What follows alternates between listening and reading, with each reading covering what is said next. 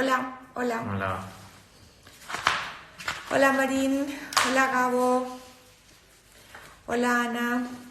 Nos esperamos un par de Esperamos un minutos. minutito y estamos aquí con los chicos de Roca Gallery y vamos a hacer una charla sobre los millennials. Así que en un minuto, hola hermano.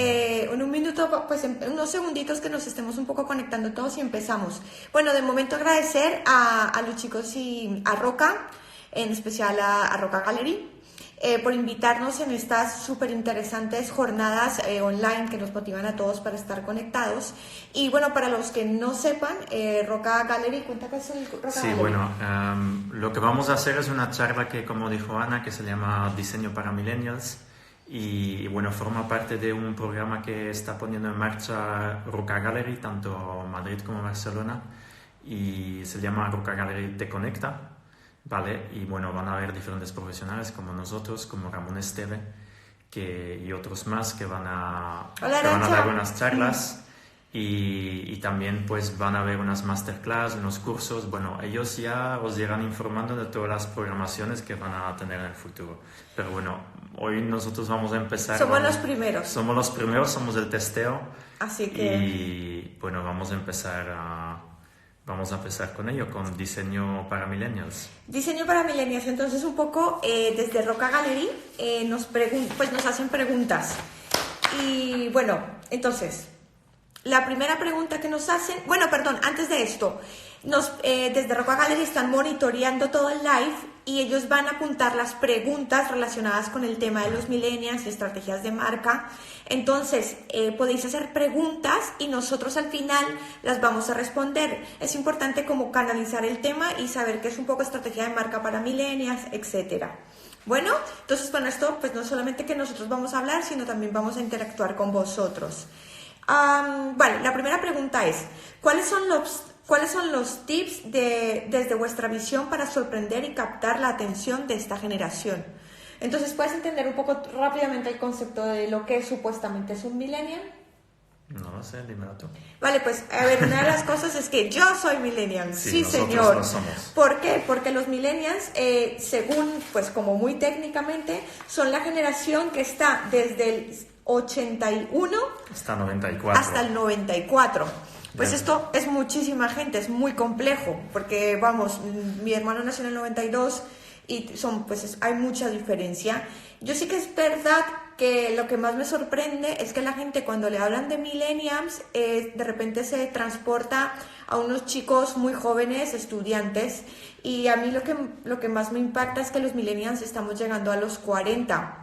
Vale, tenemos hijos, empiezan las crisis existenciales, estamos como en la etapa más vital y la gente sigue pensando que los millennials pues son unos chicos jóvenes. Y sí que es verdad que la cola de los millennials pues, aún tienen 20 y pocos o 20 y muchos ya, pero pues somos una generación diferente. ¿Tú qué piensas?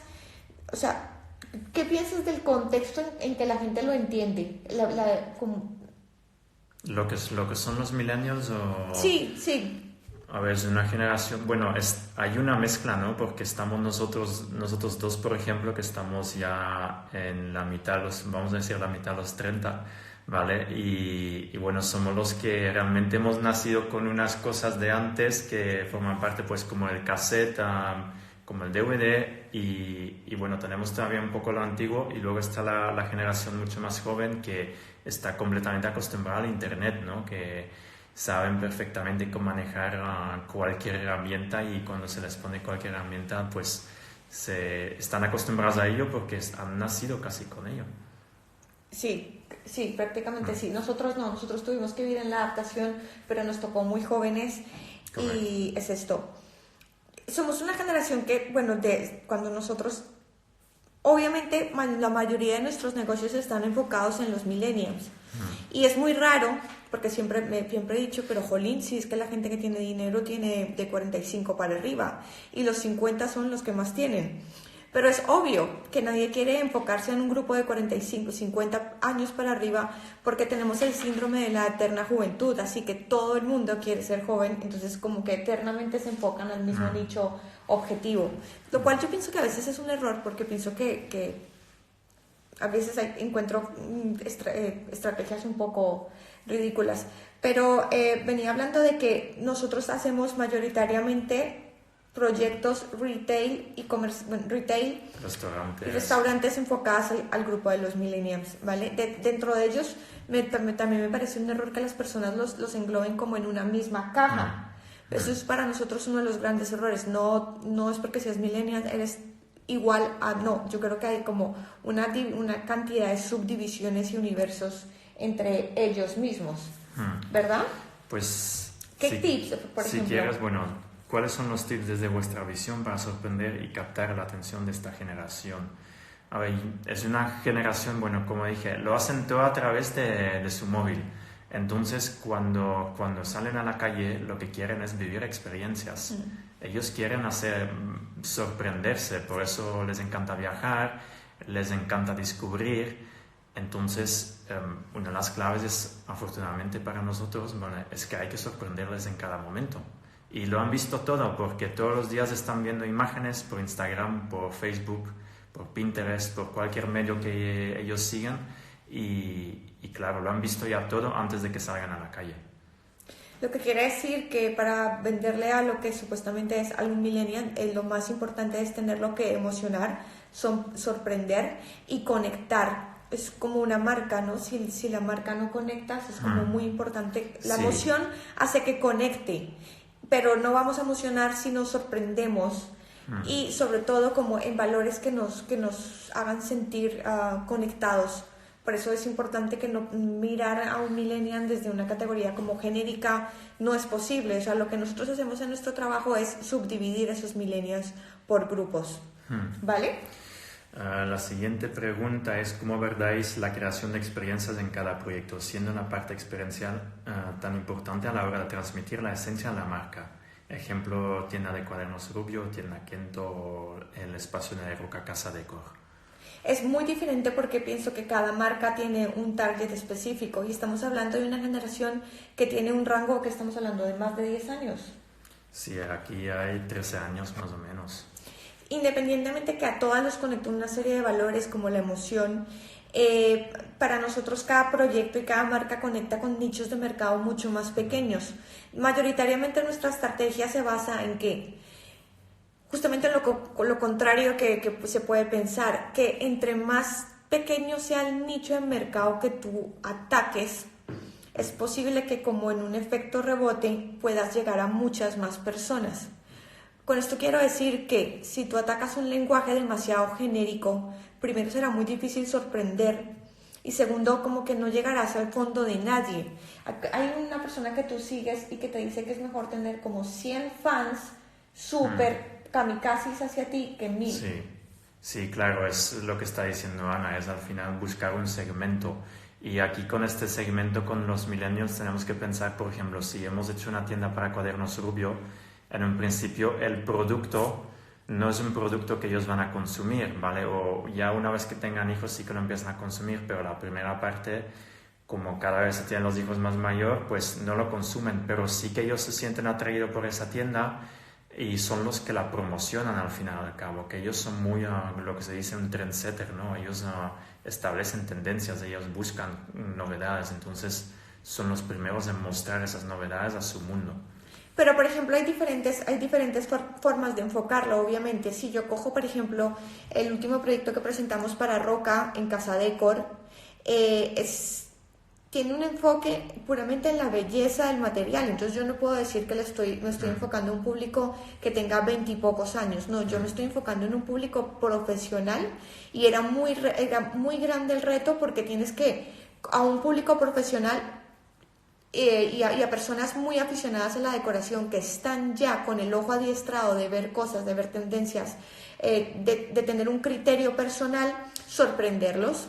Entonces no es lo mismo sorprender a este público que sorprender, por ejemplo, a los de cuadernos Rubio, que aunque muchos no lo vean, a lo mejor si ves la tienda, en cuadernos Rubio no sé, era muy complicado porque el rango de personas era muy amplio. Sin embargo, desde que yo tenía los cuadernos se empiezan a vender como desde los niños muy pequeños, pero los niños no compran los cuadernos. Eso era algo que Enrique Rubio nos decía, los niños no son mi cliente. Realmente el cliente es el padre que compró rubio, que le compraban rubio y compra para los niños. Pero entre el niño y el que compra, que es el padre que tiene más de 30, había un hueco que tenía rubio, que la gente se había desconectado de la marca, que es como la edad un poco de adolescentes y la primera juventud sobre los 20. ¿Qué pasaba? Que nosotros queríamos conectar con ese vacío que había, más o menos digamos que había un vacío en la marca entre los 15 años, por decirte algo, hasta los 27. Entonces teníamos que conectar y llenar ese vacío. Como fijaros que nos enfocamos en ese público, en ese momento cuando hicimos la estrategia de Cuadernos Rubio, nos enfocamos el público entre el 15 y el 27. Eso nadie lo podía, o sea, digamos que tú me dices, ¿pero por qué? Si el que te compra tiene más de 30 y el que consume el producto tiene menos de 15, pues ahí estaba, porque realmente nosotros queríamos atacar un segmento muy específico y llegarle al corazón, porque sabíamos que por rebote los padres lo iban a comprar y los niños se iban a enamorar de esa tienda. Entonces ahí ya cerrábamos el círculo vicioso. Pero en concreto, por ejemplo, la tienda de Cuadernos Rubio es como súper estratégica en la elección de la estrategia visual a seguir. Nosotros siempre hablamos de estrategias visuales. Es como nuestro trabajo básicamente es hacer de cuenta que como una agencia de branding, pero en vez de hacer una tarjeta de visita, páginas web, logotipo, comunicación para Instagram o redes sociales, nosotros lo que hacemos es transmitir un branding a un lenguaje visual 3D. Digo 3D porque se toca, se huele, se ve. Y entonces ahí ya comunicas como toda esa identidad visual. Kento también la tiene y es una pasada, porque Kento sí, tiene una estética muy agresiva para un público muy específico, ¿vale? Porque tienes que, o sea, Kento es una pasada de estrategia, porque finalmente lo que hicimos fue crear un lenguaje completamente nuevo, es como crear unas formas muy identificativas. O sea, nosotros, por ejemplo, cuando hacemos interior no pensamos que el logotipo, pues sí, el branding está muy bien, es muy importante, pero cuando ya tienes un punto de venta, esa marca debe de tener una personalidad muy específica para que comunique. Es como si tuviéramos un logotipo, pero en vez de tener un logotipo tenemos un taurete. Pero el taurete debe tener la misma función que un logotipo. Y esa imagen, esa estrategia visual está enfocada, pues obviamente, por ejemplo, Kento es obviamente para millennials, y justamente sí que nos coge todo el rango de lo que es millennial. Es un ejemplo perfecto sí. Desde los 20 y pocos hasta los casi 40. Porque además es verdad, en España, más adelante de los 40, pues el rango de personas que comen pescado crudo se va reduciendo. Sin embargo, entre más popular se haga como en ese nicho de mercado, cada vez más personas se va extendiendo. Entonces, por eso es muy interesante como en vez de coger una cosa muy genérica, escoger un público muy objetivo y llegar a ellos, y ya veréis cómo se expande. ¿Vale? Bueno, la siguiente pregunta. Los espacios colaborativos están marcando la tendencia marcando tendencia de espacios públicos y privados. ¿Qué papel juegan los espacios híbridos colaborativos funcionalmente en el diseño del futuro? Por ejemplo, una tienda, un hotel y un restaurante. Para nosotros es como cada vez es más complejo. O sea, es decir, yo no creo que las tiendas vayan a desaparecer, pero sí que estamos convencidos que los puntos de venta se van a disminuir. ¿Qué quiere decir? Claro que se van a disminuir porque nosotros somos los primeros en comprar online. Pero lo que se van a hacer es disminuir, pero ser mucho más inteligentes, ser mucho más emocionales y comunicar mucho más. Si antes al final lo que se pretendía con un punto de venta era vender, ahora lo que se pretende ya no es un punto de venta, es un punto de conexión con tus clientes, con la experiencia. Entonces, va a ser un cambio. A ver, que lo vamos a ver cada vez más. Este cambio ya lleva años introduciéndose, pero lógicamente va poco a poco. No es algo, pero bueno, nosotros por ejemplo con clientes como The Student Hotel, los hoteles son completamente adaptados a eso. Los restaurantes se convierten luego en un coworking y hay espacios de juego, todo se va conectando y al final es es tener al cliente en tu espacio y que no salga de ahí. Eso es lo que buscan las marcas y que también atraerlo, porque es decir, ahora mismo ya no tenemos que salir a la calle para comprar, entonces si lo queremos atraer a una tienda, a un restaurante, pues al fin y al cabo tenemos que ofrecer algo mucho más allá que simplemente pues un producto. Sí que es verdad, por ejemplo, un producto que nosotros estamos súper contentos con el resultado de Casa Decor y esto de Roca, y esto fue genial porque desde la marca fue lo que nos incentivaron a esto y nos dejaron, y era que el espacio no tenía que vender directamente el material, sino quería sorprender con sus materiales, no era un stand, era una exposición y funciona porque las personas ven la marca de otra manera, la conecta a través de la emoción en vez de con ese intercambio monetario que estamos como tan acostumbrados. También pensamos, en este caso de los espacios del futuro, que las cosas van a ser como mucho más híbridas, que por ejemplo ya en el caso de Student Hotel se está viendo que es un híbrido entre una residencia de estudiantes, un hotel, un coworking y un centro neural como de gente que piensa y hacen muchísimos eventos conectados con todas estas personas. Creo que los aeropuertos también van a vivir una transformación enorme, que no se va a convertir en un aeropuerto donde esperas aburrido, sino vas a tener una serie de experiencias a tu alrededor. Los hoteles también se van a ver mucho más híbridos entre viviendas, hoteles, eso también. Sí, como está diciendo también, Dan está diciendo en el chat, los bancos ya lo están haciendo, así sí. que si lo hacen los bancos... Los bancos se están convirtiendo en coworking.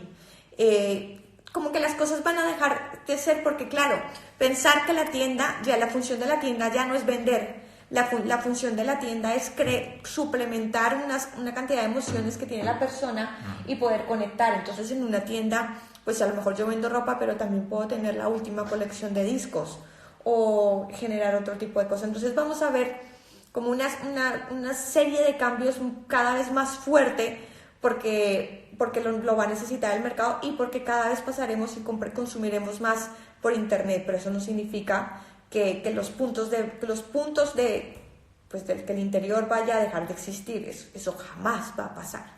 Y el co-living, que ahí lo dice Alberto de Cul-de-Sac, el co-living también es algo sí. que, bueno, ya lleva años en la residencia de estudiantes, pero ya se está también introduciendo mucho en lo que es pues para personas como nosotros. Al final, nuestra generación, lo que sucede es que primero nosotros vemos un cambio, como que somos los que lideramos esto, pues somos los primeros en vivirlo, pero lo que nos sucede a nosotros, por ejemplo, es que trabajamos en el extranjero y alguien de nuestro equipo, que sería bastante lógico que en vez de estar cogiendo aviones ida y vuelta todo el tiempo, se pudiera ir y trasladar a Berlín durante 3 meses. Entonces no es lógico coger un apartamento en Berlín por 3 meses, y ahí es donde surgen los co-living. Bueno, pues oye, yo me voy a vivir a un co-living porque estoy trabajando en un proyecto específico en Berlín, y ese co-living a sabes tiene el coworking, pero es que es genial porque me tiene el coworking, me tiene el gimnasio, me tiene la cafetería, porque los mundos, o sea, es decir, nosotros estamos experimentando un mundo donde ya no es tan estático como decir, compro una casa, tengo una familia y aquí me quedo para toda la vida en un trabajo para toda la vida. O sea, viene todo como muy relacionado. Pensar que vamos a tener el mismo puesto de trabajo como lo tuvieron nuestros abuelos es absurdamente ilusorio. Pues estamos preparados un poco más para ser muy mutantes versátil. En nuestro trabajo y en los países. O sea, es decir, pensar que vamos a vivir aquí toda la vida en Valencia, pues ni siquiera lo podemos decidir, porque la vida misma parece que nos está obligando a que nos movamos cada vez más.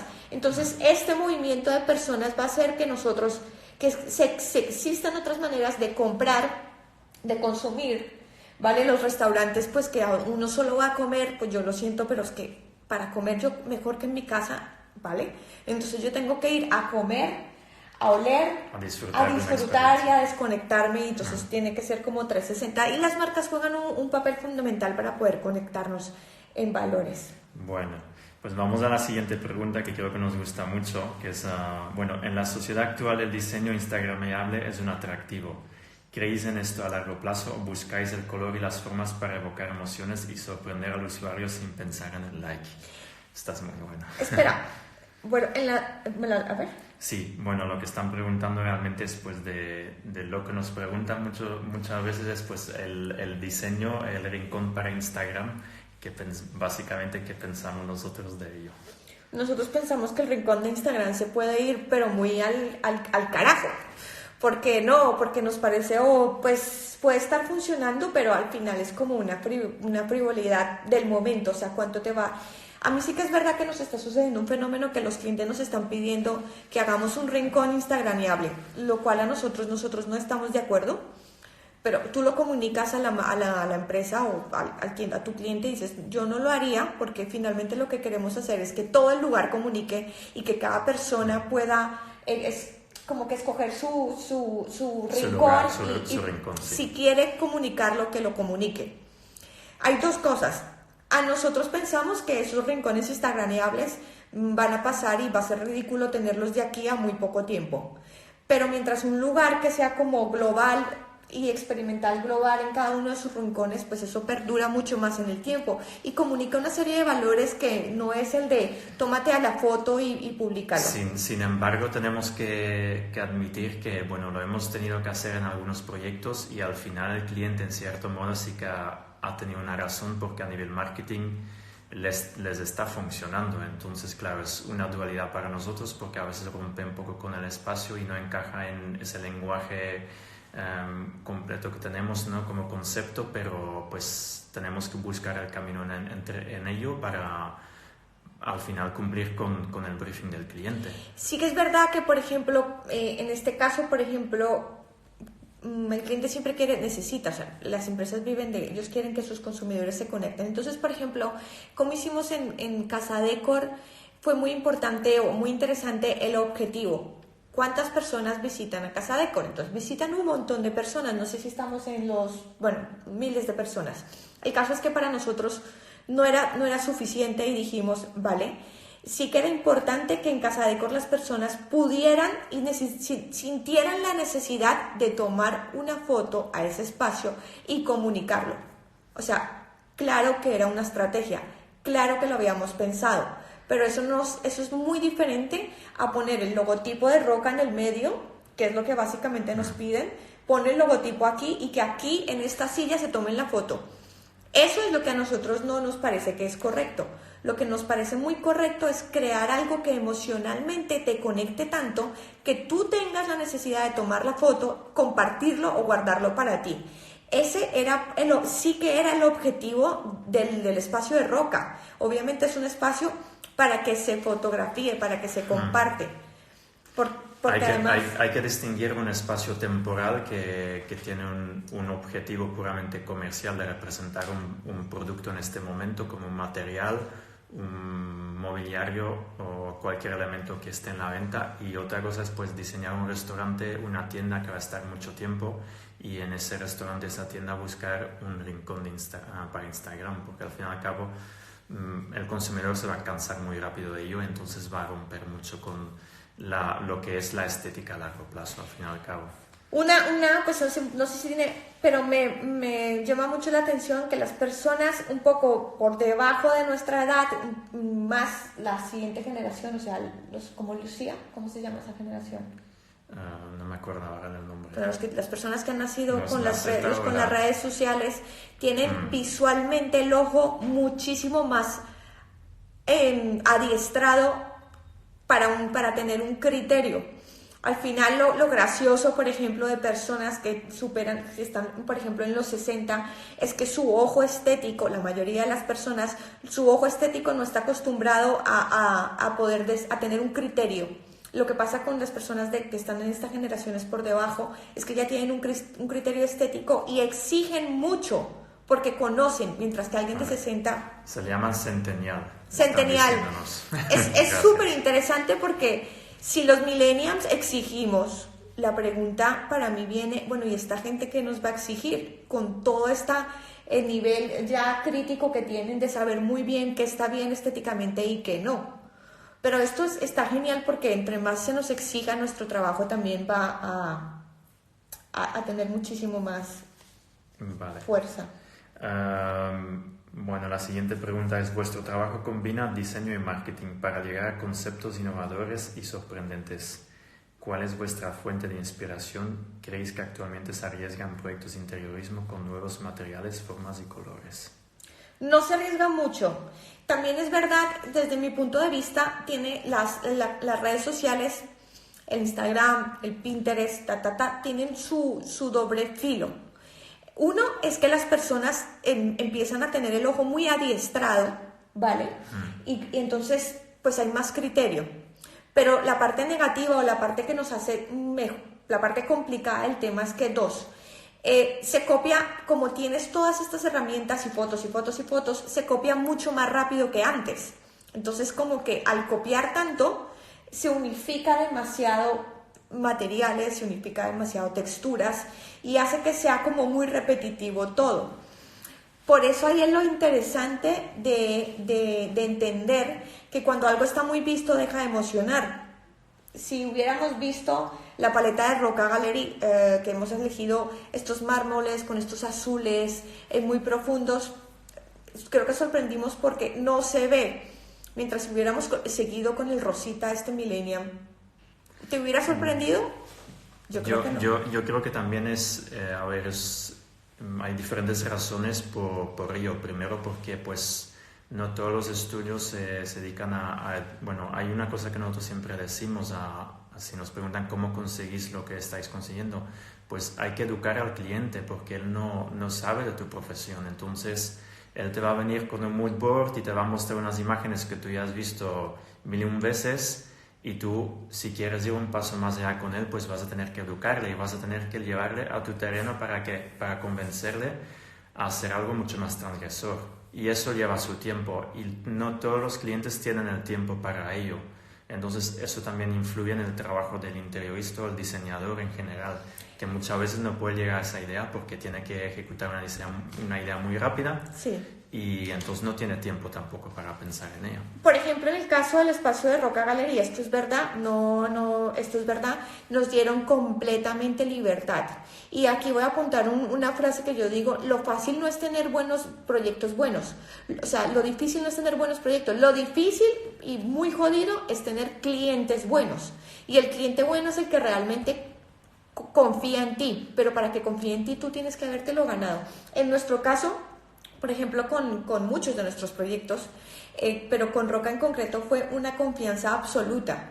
Y de verdad que yo les doy las gracias porque un ole a estas macromarcas como lo que es Roca Tile y todo lo que tiene detrás, porque su competencia no lo hace, yo te digo que no. Entonces es súper interesante que nos dejen hacer estas cosas, las grandes marcas, que no están acostumbradas a hacerlas, que se hagan este tipo de acciones, de realmente buscar más la emoción con el consumidor, pero lo más interesante es que triunfan, porque si triunfan pues van a seguir haciéndolo más, pero el deber es de nosotros conseguir realmente no hacer un homenaje a nuestro ego como diseñadores, sino pensar siempre en la marca y lo que necesita la marca. Esto es súper importante. Preguntan también cuál es nuestra fuente de inspiración. Todo, porque finalmente las personas, es decir, hay un truco que yo tengo y es: si tú estás diseñando una exposición como Casa Decor, como la de Roca, o si estás diseñando una tienda como la de Rubio, de verdad, por favor, si miras tiendas, es solo con un objetivo: mirar todo, o sea, que no hagas nada parecido. El problema es que si tú, hay una cosa que se utiliza mucho, ¿no? Inspírate. Entonces haces un hotel y buscas hoteles. Entonces, si buscas hoteles, te va a salir la copia de todo lo que ya está hecho. Yo os doy un truco rápido y es como, si queréis crear algo diferente, pero ¿qué pasa cuando creamos algo tan diferente? Pues que nadie lo entiende. Entonces es muy complicado tener la varita del tiempo en un estado perfecto de que sea lo suficientemente diferente para que emocione, pero suficientemente conocido para que la gente lo entienda y se conecte con eso.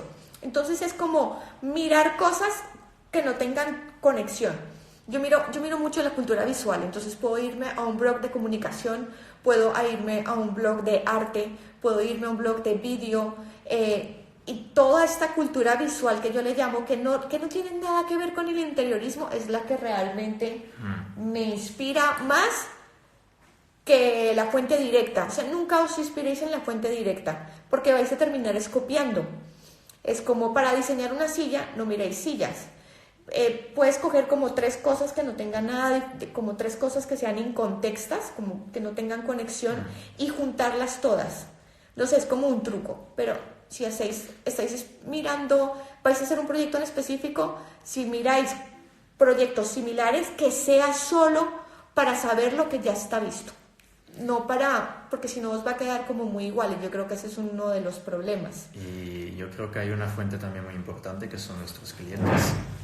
Sí, muchísimo, muchísimo, porque sí que es verdad que en Más que Espacio nos adaptamos a cada cliente y a cada marca, y los proyectos ninguno es igual, pero la personalidad del cliente, sobre todo cuando son proyectos muy personales, influye mucho en la estética que vaya a tener y en las cosas que vamos a mirar, como en la línea. Nosotros es súper importante aprender a trabajar con el cliente. Yo, por ejemplo, con Roca tuve la oportunidad de trabajar con la directora de producto de Roca y con el director de marketing, y fueron ellos los que me enseñaron a entender y a mirar a Roca con unos ojos. O sea, si Roca me dice toma el encargo y hágalo, pues me hubiera salido algo muy diferente, ¿no? Yo tuve unas personas que me llevaron a ese universo Roca y yo lo entendí. Pero entonces digamos que ahí hay 30% Más que Espacio y todo lo demás es Roca. Es como si el cliente también cogiera tu mano. Ganarse esa confianza es como súper importante. Otra pregunta que nos hacen es qué papel juega la tecnología, si es clave en nuestros proyectos a la hora de hacer un planteamiento. No, nosotros no. Digamos que hay muchas cosas que podrías tener en un proyecto. Podrías, por ejemplo, que fueran como súper eficientes digitalmente, o con cosas muy ecológicas, o con la experiencia del cliente súper avanzada. Nosotros nos basamos en lo estético, en la emoción atraída a través de la belleza del espacio, y es justamente en eso, o sea, como en ese nicho de creatividad. O sea, nosotros nos enfocamos en la creatividad pura. Nuestra especialidad no es la tecnología, no. Y no somos el estudio adecuado para alguien que busca tecnología al 100%. No, y de hecho muchas veces que hemos tenido que hacer cosas con clientes, o que el cliente estaba buscando algo más tecnológico o algo más dirigido a una experiencia del cliente mucho más digital, pues no encajamos, porque ese no es nuestro fuerte, que es también lo que yo os invito a los que están tratando de crear su propia empresa, tratar de encontrar para qué sois muy buenos. Y si sois muy buenos tecnológicamente o trabajando con materiales reciclados, pues enfocaros ahí en un nicho de mercado. Especializaros en una cosa muy específica. No intentéis abarcar como muchas cosas, porque finalmente pues es más difícil ser bueno en todo que en algo, en solo una cosa. Hay una pregunta que no tenemos aquí, pero que ahí está, que sí que me gustaría responder, que es: ¿alguna vez habéis diseñado algo y luego habéis visto que ya existe en internet? ¿Qué hacéis cuando pasa eso? ¿Paráis el diseño? Sí que pasa. De hecho, me acuerdo que una vez además, nosotros sacamos la Toadstool, pero un diseño de mobiliario puede tardar hasta un año en salir. Y pocos meses antes o después, casi seguido, alguien diseñó algo muy parecido. Y la gente empezó a decir que ellos nos habían copiado. Yo sabía que no nos habían copiado porque, sabes, en el tiempo. Y muchas veces, alguna vez también nos pasó de que estábamos haciendo un proyecto a punto de sacarlo y vimos una idea muy parecida. Es obvio que pasa porque estamos contaminados visualmente, vemos lo mismo y es muy fácil que las ideas se parezcan. ¿Prima la estética a la funcionalidad para los millennials? Yo creo que sí, ¿no? Sí, bueno, depende de cada nicho de mercado. Porque no todos los nichos de mercado. Hay personas que son los millennials que les encanta la tecnología, sí. Hay millennials que les encanta la funcionalidad y son como súper nórdicos, súper funcionales, pero hay otros que no, y que les gusta mucho la emoción y que les encantan los años 80 y determinadas experiencias. Entonces, por eso digo, meter a los millennials en el mismo saco, pues no. Es que cada uno hay como, podríamos sacar muchísimas subdivisiones de lo que son los millennials. La experiencia de marca prima por encima de la compra. En el espacio, por lo menos si hablamos de una tienda, sin duda, tiene que ser porque el cliente no va a la tienda para comprar el producto en general, va para conectar por lo menos lo vemos nosotros así, va para conectar con la marca, o el objetivo debe ser conectar con la marca. Y a ti a su vez genere ventas. Y generar una venta en la tienda o después El online. problema es que tú puedes tener un punto de encuentro con tus clientes. El tema está que medir las ventas de ese punto, pues es muy complejo, porque yo, por ejemplo, yo soy súper fan de Bimba y Lola, y yo voy a la tienda de Bimba y Lola, pero nunca compro en la tienda de Bimba y Lola. Voy a devolver, no mentiras. Voy a mirar cosas, es verdad. Entonces, para mí es un punto de conexión y saber que ellos están ahí, poder tocar. A lo mejor yo veo un vestido por su web, pero voy y lo miro, y cuando lo veo, esa experiencia me enamora del vestido, pero no lo compro. Lo compro luego online, y eso me pasa cuando viajo. Yo viajo al lado de no voy a ir andando de compras. Yo lo que entro a la tienda, lo entro rápido para que no se ponga nervioso, y luego me meto en internet y compro. Es así. Hay otra pregunta que nos hacen muchas veces, que es la pregunta del milagro, que es: me encanta el color en vuestros proyectos, ¿cómo lo trabajáis? Yo creo que hay cosas en el diseño, y ahí me preguntan que si nuestros proyectos respiran un estilo muy sofisticado, que si es nuestro sello, y yo es que no creo que, o sea, si el sello es lo que tú eres, sí. Yo pienso que los diseñadores, o sea, que tú como persona, y sobre todo en el caso de Más que Espacio, que la que diseña soy yo, es algo muy personal, pues finalmente tú no puedes negarte, no puedes ocultarte, va a salir lo que tú eres como persona, ¿vale? Entonces, sí. La respuesta es esa, sí, es algo muy personal. Al final nosotros sí que nos adaptamos a cada cliente y buscamos un proyecto para crear un concepto para cada cliente, pero hay una persona que diseña, y es Ana, y entonces al final su personal tiene una personalidad, ¿vale? Y una personalidad tal vez muy colorida, y entonces pues es lo que se representa también en sus proyectos. Pero sin embargo tenemos proyectos que son más maduros, que son para un público mucho más... O que se quería transmitir otra cosa. Sí, donde hay menos colores, pero sí que sigue habiendo un toque, entonces tal vez se trabaja más en los materiales, en las texturas.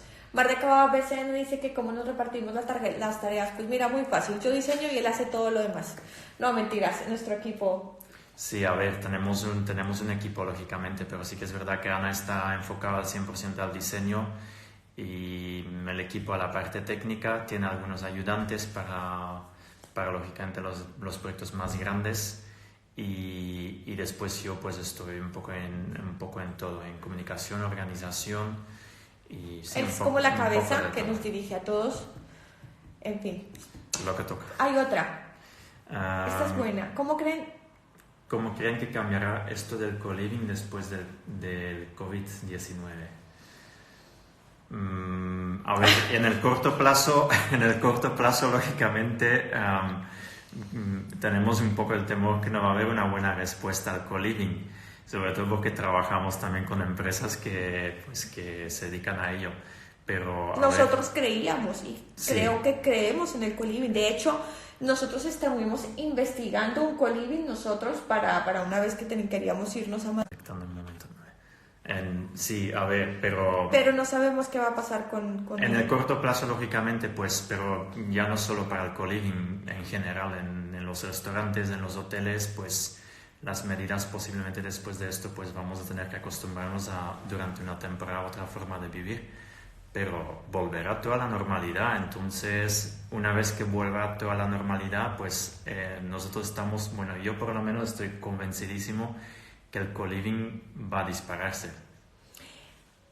Mira, ¿haréis algún proyecto con los acabados de terrazo de roca? Tai, son una pasada, y nosotros ya lo hemos estado proponiendo ya en 2 proyectos. El que del granito no llega a tiempo porque cuando lo prescribimos ya la constructora había comprado otro, pero es que yo estoy enamorada del mármol, y ya he utilizado el mármol que yo blanco que utilicé, porque estoy enamorada. Y ya estamos prescribiendo otras cosas súper chulas. Estos pavimentos continuos grandes en formato que tienen son geniales. Esta pregunta me gusta mucho. ¿Cómo conseguir el primer cliente sin tener trabajos previos? Pues... inventarte proyectos, inventarte portafolio, y poco a poco ir creando proyectos por tu cuenta. Hacer proyectos casi gratis para los pocos clientes que te llegan, y construir poco a poco el portafolio de cada proyecto sacar lo mejor y bueno, paso a paso se llega. Sí, yo os recomiendo que hagáis vuestros autoproyectos como autopromoción. Nosotros, por ejemplo, para que os hagáis una idea, cuando empezamos, pues no teníamos ningún cliente, lógicamente, ni nadie interesado porque era plena crisis encima. Y realmente Ana y yo nos pusimos las zapatillas y fuimos a repartir flyers por la calle. Y nos llegó un cliente y bueno, nos llegaron 2 realmente por esos flyers. No terminamos nunca de repartirlos todos porque eran demasiados. Pero al final desde ahí empezó poco a poco pues a estar nuestro trabajo visible y entonces pues poco a poco empezaron a llegar más clientes. Mira, hay una pregunta que me estaban haciendo por aquí y se fue. Mira, Igloo Lab nos pregunta cómo consigues que un cliente pequeño tipo un carnicero te cuente un briefing. Y yo he tenido clientes muy humildes y muy pequeños y no sabían ni que era un branding ni 8 cuartos. Pero nosotros empezamos así. Y no tienes, o sea, es decir, si tú buscas en él y le enseñas, él te va a contar porque detrás de cada persona hay una historia. Nosotros empezamos con unos proyectos supremamente pequeños y supremamente humildes y lo que hicimos fue pensar, o sea, como que tratar de sacar todas esas personas y ellos a lo mejor no lo pueden expresar con palabras como sofisticadas o como con una estructura, pero dentro siempre hay un branding muy interesante que contar, así que por humilde que nos parezca, está en nuestras manos hacerlo grande. ¿Cómo hacéis para pasar el tiempo en estos tiempos de COVID? Yo estoy diseñando, bueno, ahora lo voy a decir, yo estoy diseñando toda una colección de objetos y de móviles de diseño que lanzaremos con nuestra marca Mass Creation y estoy dedicada con esto que llevaba mucho tiempo queriéndolo hacer. De hecho, sí que hay una parte de la colección ya prácticamente lista para salir, pero ahora me estoy dedicando a hacer más cosas. Y sí que es verdad que tenemos ahora también un proyecto entre manos y estamos haciéndolo con el equipo y diseñándolo, me refiero. Sí, y yo, bueno, nada. No nos aburrimos. Yo mirar Instagram todo el día, ¿qué más se hace? No, la verdad es que, bueno, tenemos, a ver, para nosotros es importante desde el día 1 ponernos una disciplina para no caer en la costumbre de estar en casa. Pues lógicamente tenemos un poquito menos de trabajo, pero hay que buscar, seguir con la disciplina y buscar nuevas formas de presentarse, de cosas nuevas por hacer. Hay un montón de cosas por hacer. Mira, aquí me preguntan que qué decía vuestro flyer. Lo que voy a hacer en estos días es buscaros estos flyers que están por ahí y os lo voy a enseñar para que veáis, ay Dios mío, lo que hacíamos. Seguidme en Instagram y veréis que en estos días os lo contamos. Sí. Otra pregunta. Esta ya se ha hecho. A ver, ¿qué herramientas de dibujo usan? Yo soy muy digital porque realmente nunca aprendí a dibujar. Entonces, como no sabía dibujar, para mí aprender el 3D Max, que hace 10 años era lo único que había, pues me ayudó mucho y puedo decir que soy como muy buena en 3D Max. Lo trabajo muy, muy rápido y trabajo como digitalmente. Sí que es verdad que dibujo rápido, pero lo paso directamente al 3D Max. Y presentamos los proyectos en 3D Max, bien renderizados en ViewRay, y luego sí que es verdad que la planimetría la hacemos en AutoCAD y en SketchUp, como un híbrido entre los dos programas para trabajar las cosas 2D y para las mediciones, y luego un poco el SketchUp, un poco porque otra cosa que es como un tip, es como si queréis hacer algo auténtico, pues diseñar las propias cosas. Si compráis cosas en el mercado, pues es más complicado. ¿Cómo hacen para pasar una propuesta y que no te roben la idea? No hacemos propuestas gratis. Es importante que al principio toca, porque si no tienes trabajo, pues tendrás que ir por lo que te llegue, pero intenta primero convencer al cliente, aunque sea un poquito, a que cobrar las propuestas. A que te pague algo, porque además si hay un cobro, pues el cliente te va a valorar mucho más. Eso es muy importante, sobre todo cuando empiezas. Ya no hablo de trabajar con empresas grandes, sino más con las pequeños, particulares que se quieran abrir un bar, un restaurante, algo pequeño. Pues hay que poner unas... Nosotros hemos logrado cobrar casi desde el importantes. principio y era muy poquito lo que nos pagaban por esas propuestas. Súper importante. Yo no entiendo a quién se le ocurre, porque nuestro trabajo es diseñar. Luego ya está la planimetría y la ejecución, pero alguien me preguntaba, ¿cómo haces para que el cliente no cambie la idea? Pues muy fácil, si el cliente te está pagando por la idea, créeme, no la va a cambiar porque es que esto es lo que está pagando y estas duelen. Entonces, si vos vais construyendo un nombre y si vais cobrando la idea, otra cosa es que yo, por ejemplo, en las escuelas de diseño critico mucho que lo que enseñan, por ejemplo, es que se venda más un poco el proyecto ejecutado que la idea. El gran problema de esta carrera es que no se vende la idea. Si aprendemos a vender la idea, los que se especializan en la creatividad, pues obviamente nos pagarán más y nos valorarán más.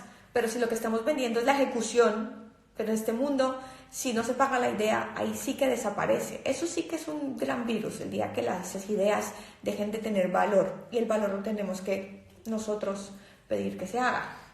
Cada vez será más difícil encontrar trabajo como interioristas. No, ¿por qué?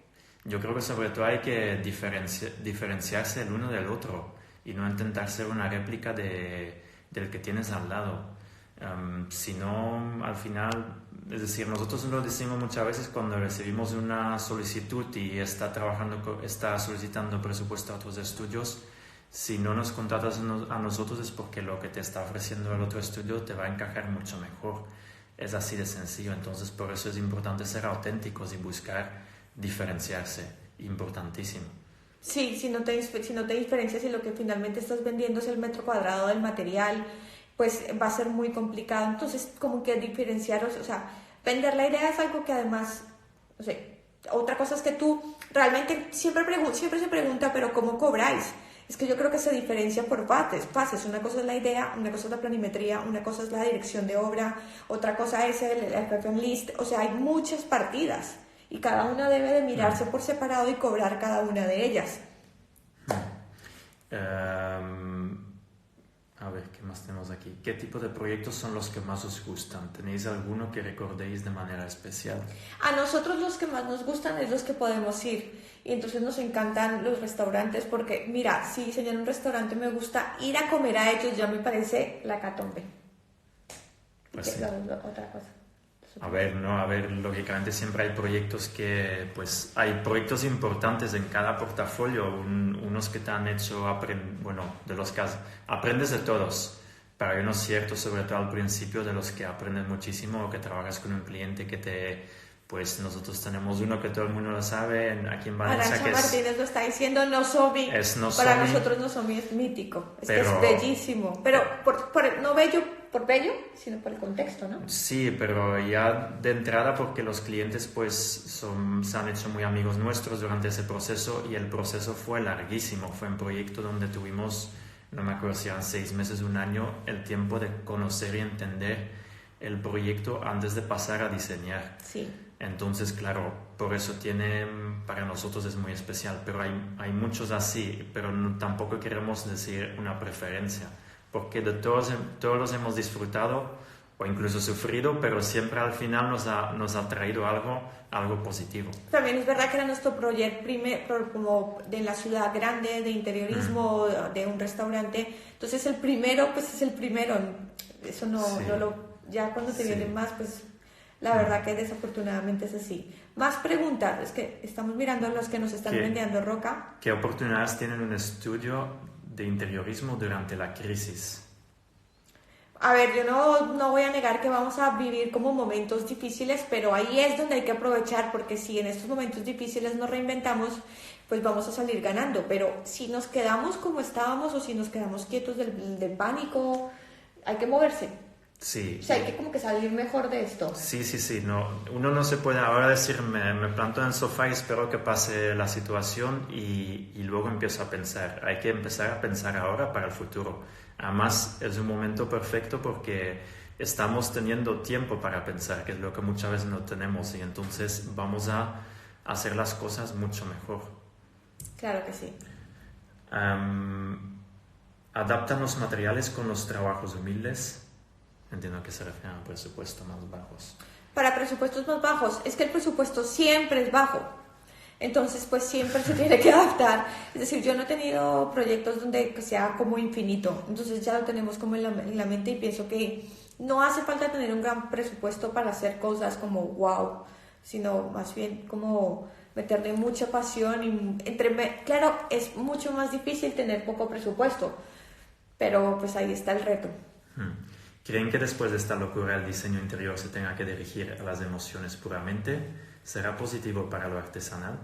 Yo creo que será muy positivo para lo artesanal, para las personas, para las empresas que sean responsables con el medio ambiente. Pienso que es una de las cosas que las empresas grandes tienen que tener a tener ya en su ADN, tener ese respeto con el medio ambiente, en fabricar materiales que sean sostenibles. O sea, es decir, no se le puede dejar toda la artesanía. Todos sabemos que la cerámica hecha a mano es sostenible, pero las grandes empresas deben y tienen la responsabilidad, y para superar esta crisis deben invertir en ese I+D para que sus procesos de producción sean sostenibles, pero estoy segura que lo harán. Preguntan también si ponemos una placa en los lugares que diseñamos. No lo hacemos, lo hemos visto que lo hacen algunos diseñadores, pero nosotros pensamos que el espacio es del cliente. El espacio es del cliente. Nosotros decimos siempre, ellos son los padres y nosotros somos los tíos del proyecto. Entonces, no nos podemos llevar los hijos todos los días. Bueno, los sobrinitos a casa todos los días. Creo que el mérito de cada proyecto está en el cliente, no en nosotros, porque finalmente ellos lo han parido. Nosotros solo somos una parte del proyecto. Entonces, que el reconocimiento le llegue a los clientes, eso es lo que debe de ser. De hecho, nosotros en las inauguraciones casi nos metemos debajo de la mesa porque no nos sentimos cómodos. ¿Elegís vosotros a los proveedores?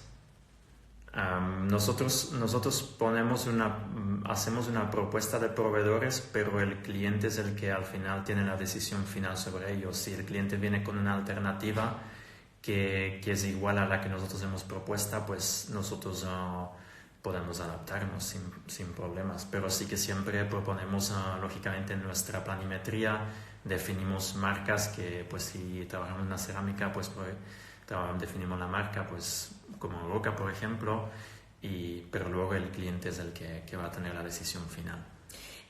Muchas personas nos preguntan qué escuelas aconsejamos, qué escuelas recomendamos. Yo soy profesora de qué libros, pero por ejemplo yo soy profesora de varios máster en España y yo lo que entiendo que la formación es súper importante y debéis formaros y debéis investigar los másteres, pero desde lo más profundo de mi corazón, si podéis iros a hacer una práctica en algún lugar del mundo que queráis, esa es la mayor escuela que vais a tener en la vida. Trabajar y practicar, como que no sé, es como un punto diferente. Claro que está bien formarse, pero también hay otras maneras de formarse. Incluso invertir en un autoproyecto, eso también me parece una manera no tiene por qué ser siempre ir a hacer un máster.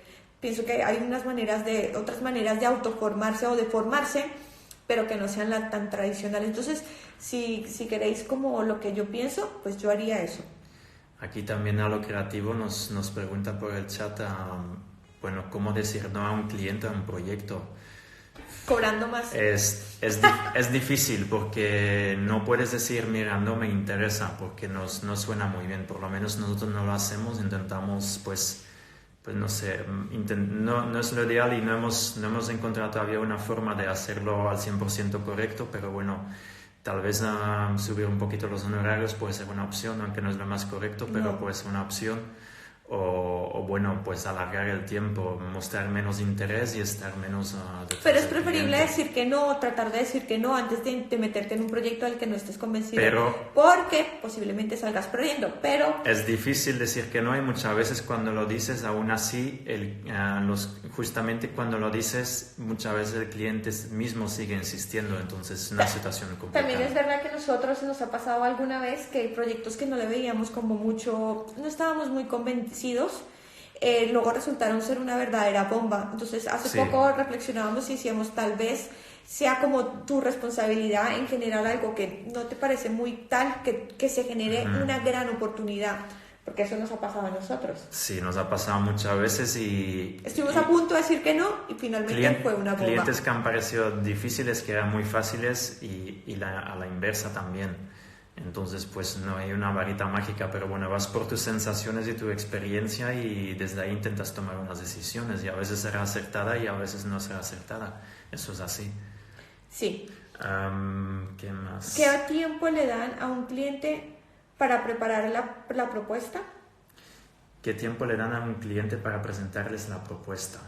Depende un poco la magnitud del proyecto, la dificultad también, tipología de proyecto. Entonces puede ir para un diseño, puede ir de 2 semanas a 4 semanas, pero en general estamos en 3 semanas, depende mucho del proyecto.